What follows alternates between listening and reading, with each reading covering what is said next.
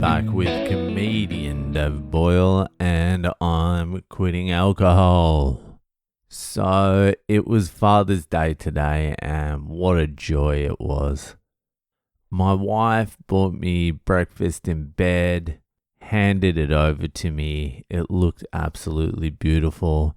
She made a snide comment. I reacted to it. Then we fought for the rest of the day. Said I don't appreciate her. I need to appreciate her more on Father's Day next time. I'm just trying to eat some bacon and eggs here. I'm not trying to have a fight. Next Father's Day I will. I'll buy you a present and I'll show how much I do appreciate you next Father's Day.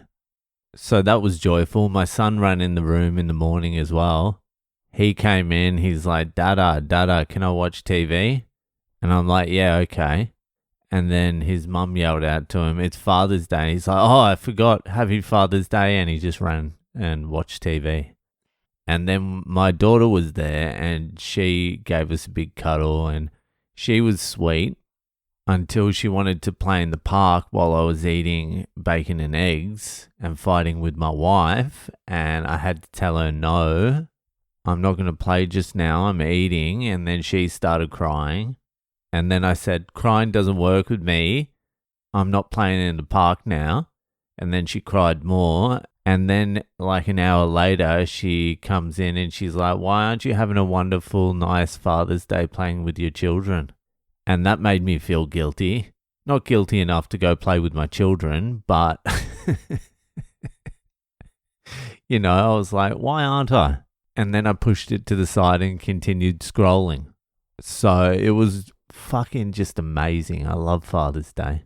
Then we all went out for Father's Day dinner to a Polish restaurant. It was all you can eat. All you can eat fucking Polish restaurant. And did Boyle eat all he could eat? Yes, I did. Plus a little bit more. The rig is in absolute disarray at the moment. It is in the worst place it's been since I was living in Melbourne before COVID. I'm in the middle of a spiral, an out of control fucking food bender that I just can't seem to put the brakes on now, but I have to. I'm not rocking into the US a fat fuck. There's enough of those around. I want to be slim. I want to be rigged out. I probably don't have the timeline to do that, but I can get it under control a little bit, can't I? Because I'm going to have enough trouble controlling myself in the US as it is. Plus, I've got India on the way as well. 2 weeks in India is another cup size for me. And then when I get to Boston, I'm going to have to try everything, all the food. But before all this happens, I've still got another 3 weeks of waterproofing in me. Can you believe that? I've still got another 3 weeks. I don't even want to do it. I honestly don't want to do it. I got to go tomorrow, but in my fucking soul, I'm done. I've checked out. I checked out like 6 months ago, to be honest with you. I told my Algerian mate at work that I'm going, and he basically said, lucky you're going because they're probably going to get you anyway. You're out of there before they get you. But I'm not telling my bosses I'm leaving. I'm not telling them till maybe the second last day. That's what a lot of people do at this job. They just walk out. They'll be working for the company for like 2-3 years and then one day they just disappear. No text message, no nothing. Just like they were a fucking ghost. Maybe I'll do that. Maybe I'll just burn the bridge so I'm never able to come back. You know what I mean? Like if I fully burn the bridge, then I can't come back. It can't be like, oh, I'll just go back to Australia and I'll do waterproofing again. Like a fucking absolute pussy. But do I need to burn the bridge not to go back? Can't I just go back on my own volition? Like it has been a really fucking good job for me.